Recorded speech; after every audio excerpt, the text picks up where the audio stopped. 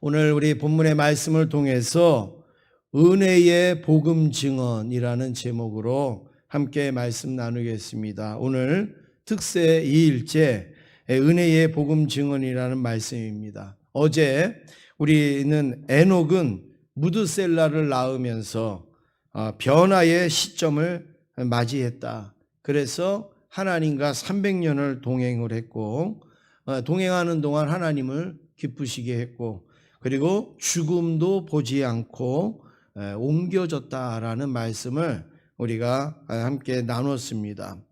오늘 말씀에는 사도 바울이 두루 다니면서 목회를 했습니다. 한 군데 정착한 게 아니라 여기저기 떠돌이로 목회한 게 아니라 복음을 전하다가 또 그곳에 교회가 생기면 또 거기서 목회하고 이런 식으로 목회를 했는데, 가장 오래 목회한 곳이 에베소 교회입니다. 이 에베소 교회에서 3년을 이제 바울이 목회를 했는데, 그것도 이제 떠날 때가 되어졌어요. 그래서 바울이 에베소 교회를 떠나면서 고별 설교를 합니다. 마지막 설교를 합니다. 사람이 처음에 하는 것도 참 중요하지만 또 마지막 마무리할 때 하는 것도 굉장히 중요하죠. 사람도 이 유언이라는 것도 참 중요하듯이 마치 유언과 같은 설교를 바울이 지금 하고 있는데, 그 안에 자기가 어떤 마음으로 하나님 앞에 목회를 했는지, 또 사역을 감당했는지, 그리고 자기가 사명을 어떻게 감당했는지, 이것을 그대로 보여주는 말씀의 내용입니다. 우리가 이 바울의 이 설교를 통하여서 우리의 사명을 확인하고 우리가 사명을 위하여서 어떤 자세로 살아야 될 것인가를 살펴볼 수 있기를 원합니다. 첫 번째는 성령의 메인자였다, 이렇게 말씀을 하고 있습니다. 22절 함께 읽으시겠습니다. 22절입니다. 시작.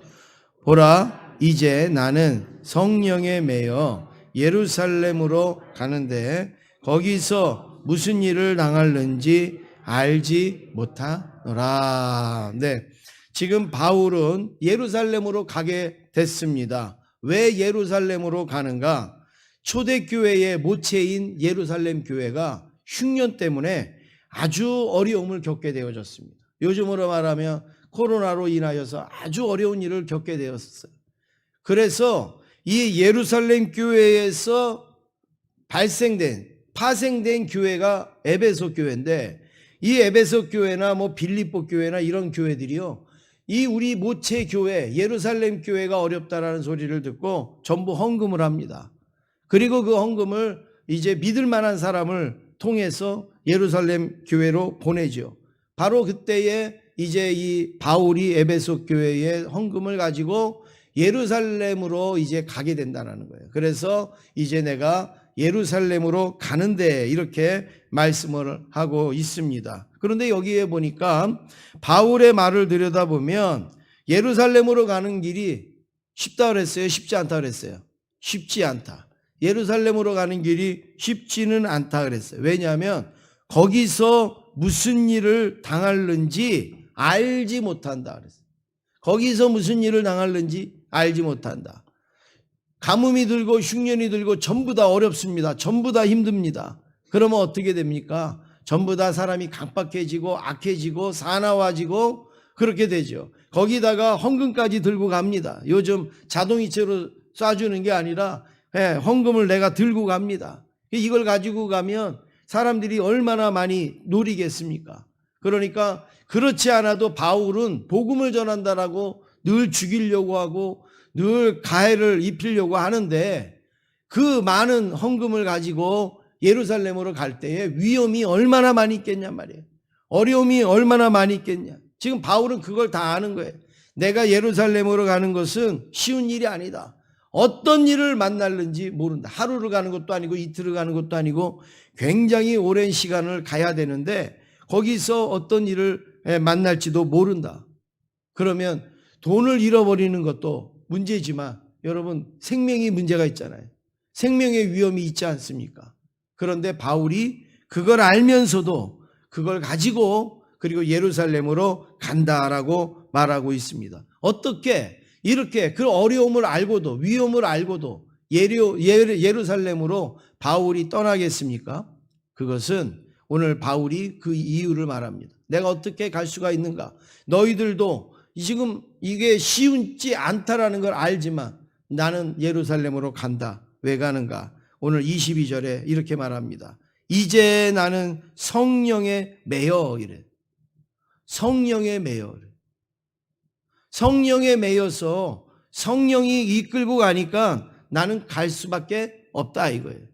그러니까 사도 바울이 사명을 감당하는 열쇠는 성령에 매여입니다. 성령에 매여서. 이 말은 성령의 인도하심을 받아, 성령의 지도를 받아, 성령을 따라 이런 내용입니다. 성령에 매인다 이거. 그러니까 성령하고 나하고 이렇게 하나가 된 거예요. 꽁꽁 매여진 거예요. 그래서 성령이 이리 옮겨가면 나도 가야 되고 성령이 저리 가면 나도 가야 되는 이런 거. 그렇다고 해서 우리는 인격체인데 성령님이 우리를 딱 붙들고 아무렇게나 여기다 이리 끌고 가고 저리 끌고 가고 여기다 잡아매고 저기다 잡아매고 그런 분은 아니에요. 우리가 이걸 잘 이해를 해야 됩니다. 우리는 인격체예요. 그래서 우리가 동의하지 아니하고 또 우리가 어떤 자발적인 마음이 없으면 하나님은 결코 우리를 그렇게 시키지 않으시는 그 분입니다. 그래서 우리로 하여금 동의하고 또 우리로 하여금 자발적으로 따라갈 수 있도록. 그런데 이 바울이 바로 그랬다는 거예요. 성령의 인도하심을 받아 성령의 이끌림을 받아 따라서 이제 예루살렘으로 가게 되었다라는 겁니다. 여러분 그렇습니다. 바울은 성령에 매였다는 거예요. 이 말을 우리가 조금만 쉽게 한번 생각해 보시죠. 우리는 어디에 매였는가? 나는 어디에 매였는가? 바울은 그냥 성령에 매였다고 그랬어요. 그러면 나는 어디에 매였는가? 물질에 매였는가? 아니면 사람들 만나는 데 매였는가? 아니면 노는 데 매였는가? 아니면 어디에 매였는가? 오늘 우리가 이 새벽에 한번 우리 자신을 잘 돌아보자. 과연 나는 바울도 하나님을 믿는 사람이고 나도 하나님을 믿는 사람인데 바울은 성령에 매였다고 그러는데 나는 어디에 매였는가? 우리나라 최초의 선교사인 언더우드 선교사는 20대 초반인가 중반인가 하여튼 우리나라에 왔습니다. 그런데 처음에는 인도의 선교사로 준비를 했대요. 그래서 인도의 말이나 인도의 문화나 이런 걸 다 싹 준비를 했대요. 그래서 이제 인도를 가기만 하면 되는 거예요. 그런데 이 인도를 가기 전에 이제 선교본부에서 이렇게 이제 준비를 하고 있는데 선교본부에서 한국 얘기가 나오더라는 거죠. 한국에 선교사를 파송해야 되는데 갈 사람이 없다는 거예요. 지원하는 사람이 없다는 거예요. 인도는 막 넘치는데 한국은 누가 지원을 하지 않는다라는 거예요. 알지도 못하고 한국은 큰일 날 것처럼 생각되어져서 지원도 안 하더라는 거예요. 그래서 이 언더우드 선교사가 아이고 왜 한국 지원하는 사람이 없지? 왜 지원하는 선교사가 없지? 혼자 그러게 있었대요. 그런데 마음속에 이 언더우드 선교사 마음속에 성령님의 음성이 들리는 너는 왜 못 가냐? 너는 왜 한국에 못 간다고 생각하고 왜 지원하는 사람이 없느냐? 이런 생각, 이 마음이 확 오더라는 거예요. 그래서 이 언더우드 선교사가 기도를 하는 거죠. 하나님 나는 인도로 가기로 다 됐는데 내 마음속에 왜 너는 한국에 못 가냐 이런 마음이 들린다는 거예요. 그러고 있는데 언더우드 선교사한테 뉴욕에 있는 장로교회에서 청빙이 들어왔다. 담임 목사님으로 와주세요. 이렇게 청빙이 들어왔대요. 뉴욕이면 미국의 한복판이고 가장 영향력 있는 지역에 그 큰 교회에서 언더우드 선교사님이 청빙이 들어온 거예요. 다 그렇지는 않지만 여러분 목회자가 선교도 중요하고 하지만 좋은 목회지에서 청빙이 담임 목사로 청빙이 들어왔는데 얼마나 그것도 하나님의 일이잖아요.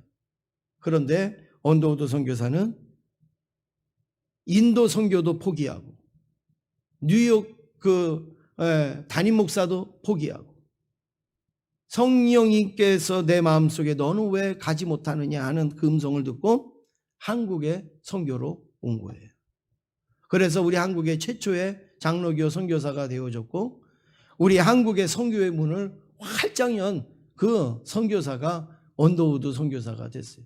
만약에 언더우드 선교사가 성령에 매이지 아니했다면, 성령의 음성을 듣지 아니하고 어떤 자기의 안목이나 어떤 자기의 앞날만을 바라보고 결정을 내렸다 그러면 지금 오늘날 우리가 하나님을 믿고 섬길 수 있었겠냔 말이에요. 물론 다른 사람을 통해서 왔을 수도 있겠지만 언더우드 선교사가 성령의 음성을 들었다는 것을 우리는 꼭 기억할 수 있기를 바랍니다. 오늘 저와 여러분도 마찬가지입니다. 우리가 하나님의 일을 할 때에 여기 다 하나님의 일꾼들이잖아요.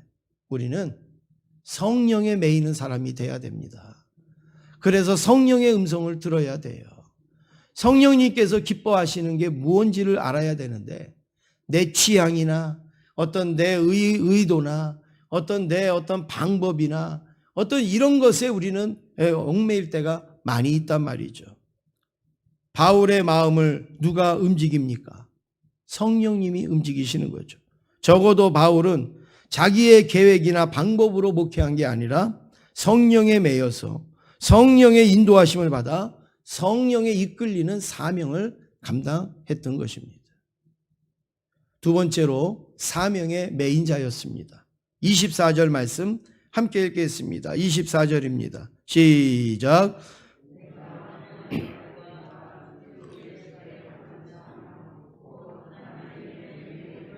증언하는 일을 마치려 하면은 나의 생명조차 조금도 귀한 것으로 여기지 아니하노라.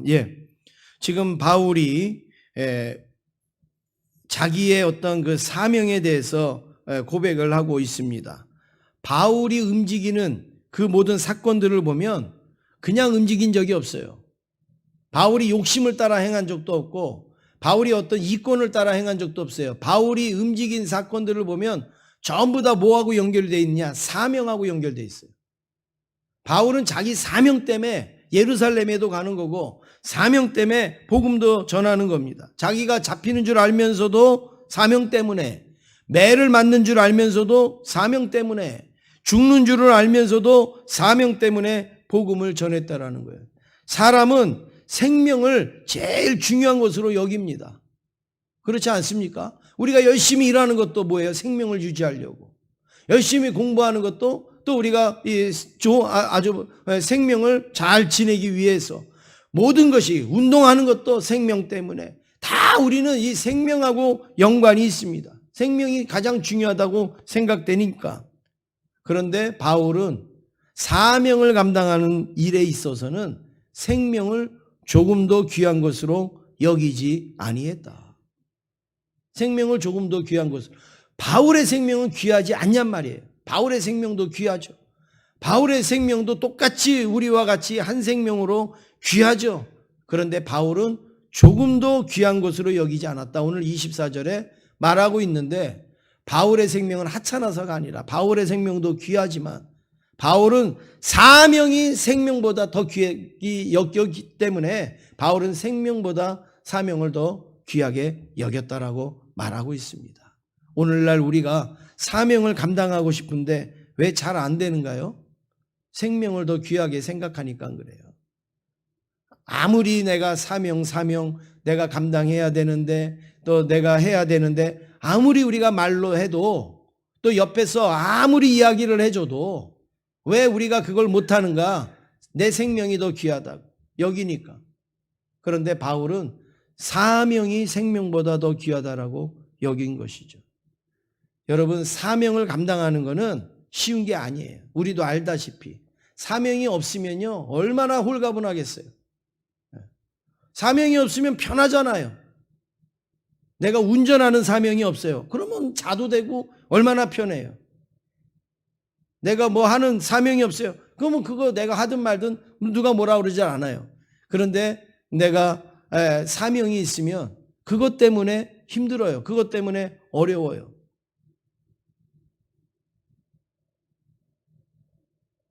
아무 일도 하기 싫은 사람이 있었습니다. 아무 일도 하기 싫은 사람이 있었어요. 그래서 하루 종일 뒹굴뒹굴 하다가 또 누가 뭐 시키면 싫어해요. 그리고 하여튼 가만히 내비둬. 나는 그냥 나 혼자 난 자유롭게 살래. 그리고 그냥 뒹굴뒹굴 그리고 아무 일도 하기 싫은 사람. 뭐 이만큼만 하려고 그러면 막 입이 이만큼 나오고 막 화가 나고 힘이 들고 하는 그 사람이 뒹굴뒹굴 그러다가 어느 날 죽었어요. 어느 날 죽어서 딱 깨보니까 천국에 와 있는 겁니다. 근데 천국이 얼마나 좋은지. 천국에 아무도 자기한테 뭐라고 그러는 사람이 없는. 일하라고 시키는 사람도 없고, 그리고 뭐 잔다고 잔소리하는 사람도 없고, 뭐 안 한다고 뭐라 하는 사람도 아무도 타치도 안 하고, 아무도 간섭을 안 하고 그냥 내비두는 거예요. 이야, 천국이 너무너무 좋다. 그래갖고 이 사람이 아주 너무너무 좋은데 조금 지나니까 심심한 거예요. 그래갖고 옆에 천사가 지나가. 천사한테 부탁합니다. 난 조금 뭐 이렇게 조금 끔지락거릴 수 있는 거 있으면 좀 맡겨달라고. 내가 좀 그거 하겠다 그랬더니 천사가 괜찮다고. 아무것도 안 해도 된다고. 할 거 아무것도 없다고. 또 그 다음에도 또 너무 심심해. 너무 답답해.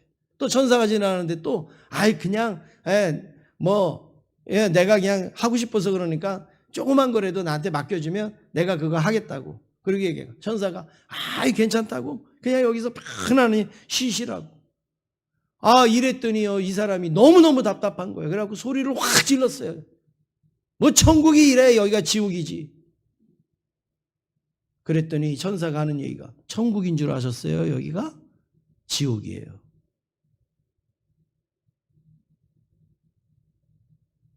여러분 사명 없이 살면 편할 것 같죠?